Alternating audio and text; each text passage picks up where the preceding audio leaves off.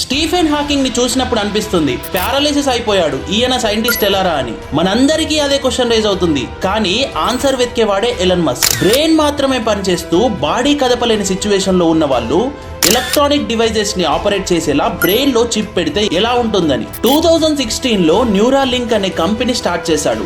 ఇది brain computer interface ని తయారు చేస్తుంది. కాయిన్ సైజ్ ఉన్న న్యూరల్ చిప్ ని సెరిబ్రల్ కార్టెక్స్ లో సర్జికల్ రోబోట్ సాయంతో పెడతారు. అదే ద లింక్. ఇది బ్రెయిన్ సిగ్నల్స్ ని డిజిటల్ కమాండ్స్ గా ట్రాన్స్లేట్ చేస్తుంది.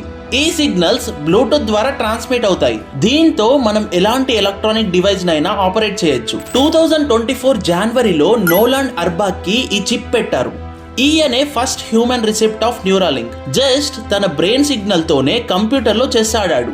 దీనివల్ల కొన్ని ఛాలెంజెస్ కూడా ఉన్నాయి. Infections, bleeding, brain tissue damage లాంటి ఫిజికల్ ఇష్యూస్ తో పాటు password hacking, identity theft, cyber security risks కూడా జరగచ్చు అని ఎక్స్పర్ట్స్ చెప్తున్నారు.